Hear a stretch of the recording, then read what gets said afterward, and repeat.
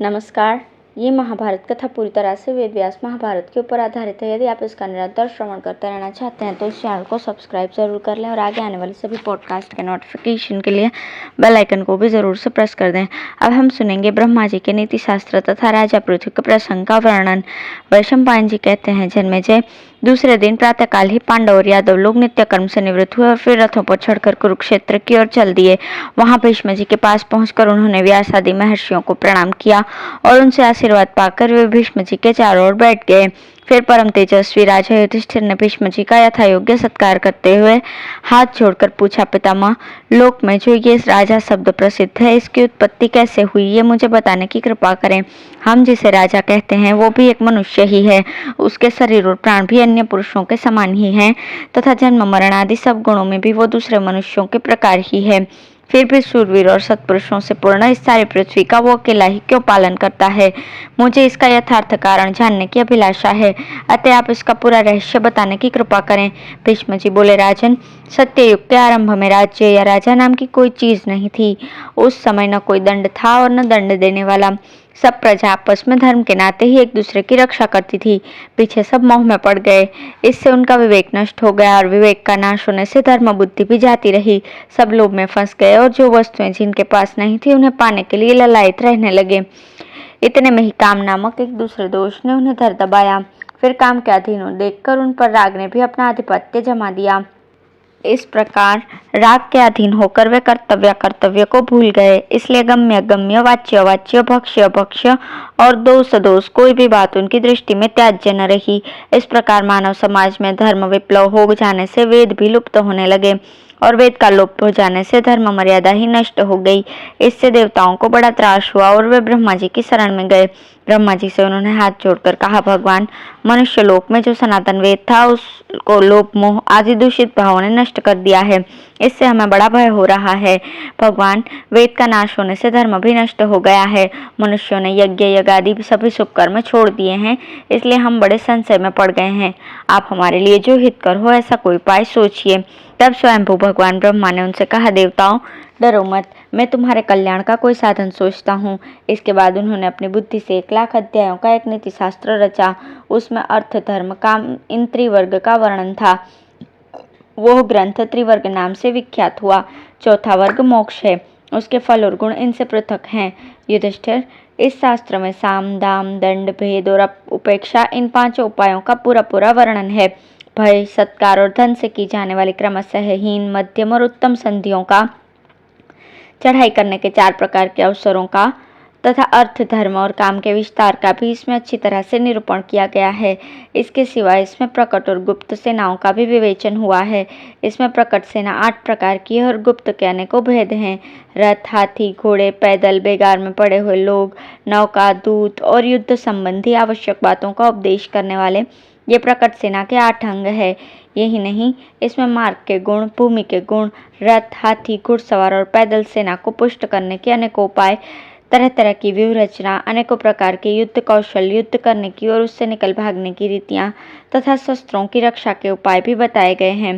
दूत की शक्ति से होने वाले राष्ट्र की वृद्धि, शत्रु, मित्र और तटस्थों के विभाग, बलवानों के नाश और अवरोध, शासन संबंधी अनेकों सूक्ष्म कार्य, मल्ल क्रीड़ा और शास्त्र संचालन की विधियां, जिनके भरण पोषण का कोई प्रबंध न हो उनका पालन और उनकी देखरेख, सुपात्र को दान देना, व्यसनों से बचना, राजा के गुण, सेनापति के लक्षण, अर्थ, धर्म और काम के साधन तथा उनके गुण दोष, अपने आश्रितों की आजीविका विचार, सबके प्रति सशंक रहना, प्रमाद से बचना, जो वस्तु मिली न हो उसे प्राप्त वस्तु की वृद्धि करना, बढ़ी हुई वस्तु सुपात्रों को दान करना, धर्म के लिए धन लगाना तथा भोग और दुख निवृत्ति में धन का उपयोग करना, इन सब बातों का इस शास्त्र में वर्णन हुआ है।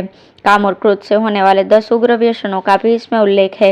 नीति शास्त्र के आचार्यों ने मृग, द्यूत, मद्यपान और स्त्री प्रसंग, ये 4 काम जनित तथा वाणी की कटुता, उग्रता, मारपीट, शरीर को कैद कर लेना, त्याग देना और आर्थिक हानि पहुंचाना, ये 6 क्रोध से होने वाले व्यसन बताए गए हैं। तरह तरह के यंत्र और उनकी क्रियाओं का, शत्रु के राष्ट्र को पीड़ित करने का तथा उसकी सेना पर चोट करने और उसके निवास स्थानों को नष्ट करने का भी इस ग्रंथ में उल्लेख है। पुरानी इमारतों और वृक्षों को ध्वंस करना, खेतीबाड़ी की विधि, सेना की सामग्री, कवच धारण और कवच आदि बनाने की विधि, ये सब बातें इस शास्त्र में बताई गई हैं।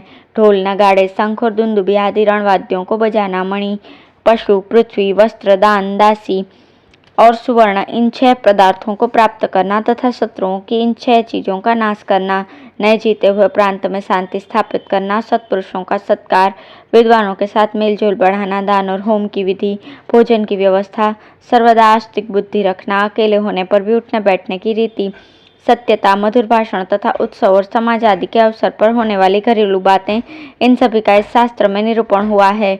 देश, जाति और कुल के धर्म, अर्थ, काम, मोक्ष, इन चारों पदार्थों के लक्षण और उन्हें प्राप्त करने के उपाय तथा जिन साधनों से मनुष्य का आर्य धर्म से पतन न हो, उन सभी का इसमें वर्णन है।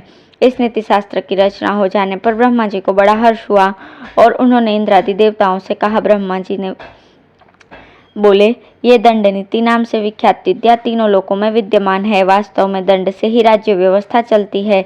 ये दंड नीति 6 गुणों से युक्त है। महात्माओं में इसका अग्रस्थान होगा। इस शास्त्र में धर्म, अर्थ, काम, मोक्ष सभी का विचार है। तब सबसे पहले भगवान शंकर ने उस नीति शास्त्र को ग्रहण किया। उन्होंने जीवों की आयु घटती देखकर उस शास्त्र को संक्षिप्त किया। यह ग्रंथ वैशालाक्ष कहलाया। इसे इंद्र ने ग्रहण किया। इसमें कुल 10,000 अध्याय थे। फिर भगवान इंद्र ने भी इसे संक्षिप्त किया और इसमें केवल 5,000 अध्याय रह गए। तब यह ग्रंथ बाहुदंतक कहलाया। इसके बाद बृहस्पति जी ने इसे 3 सहस्त्र अध्यायों में संकुचित कर दिया। ये ग्रंथ बाहस्पत्य के नाम से भी प्रसिद्ध हुआ।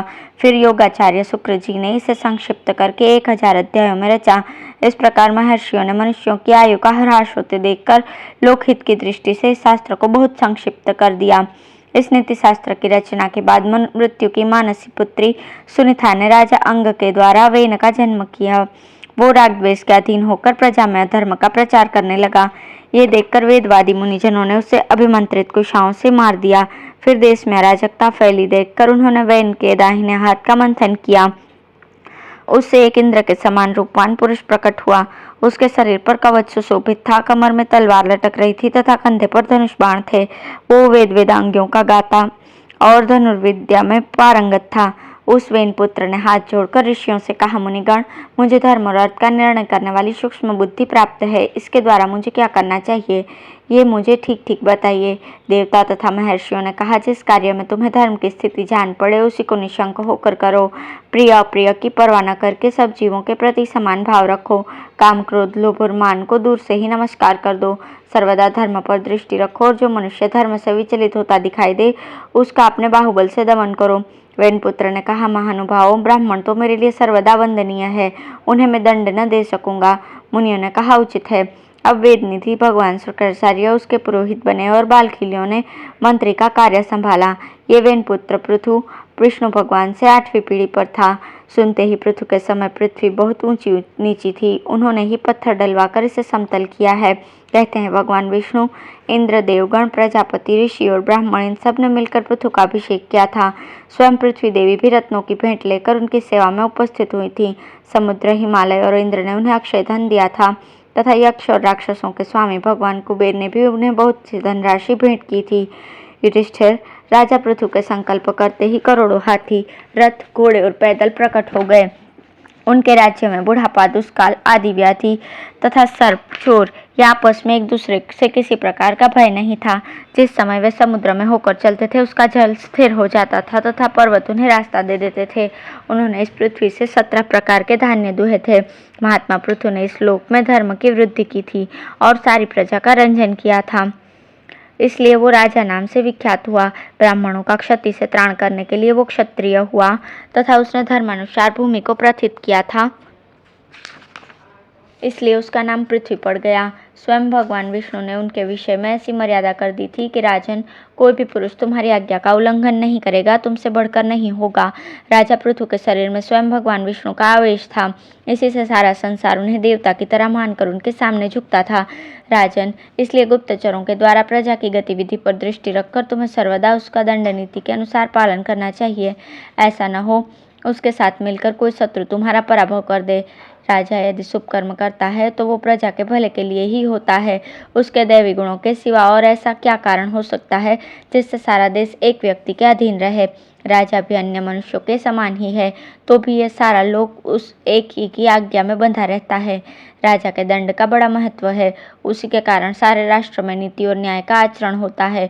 युधिष्ठिर, ब्रह्मा जी के इस नीति शास्त्र में पुराणों के आविर्भाव, महर्षियों की उत्पत्ति, तीर्थों के वंश, नक्षत्रों के वंश, चारों आश्रम, 4 प्रकार के होत्र कर्म, चारों वर्ण, 4 प्रकार की विद्या, इतिहास, वेद, न्याय, तप, ज्ञान, अहिंसा, सत्य और असत्य, वृद्धजनों की सेवा, दान, शौच, सजगता और दया, इन सभी विषयों का वर्णन है। अधिक क्या, जो कुछ इस पृथ्वी पर है और जो इसके नीचे है, उस सभी का इस ब्रह्मा जी के शास्त्र में उल्लेख है। भरत श्रेष्ठ, इस प्रकार राजाओं का जो कुछ महत्व है वो सब मैंने तुम्हें सुना दिया। अब बताओ और क्या कहूँ। धन्यवाद।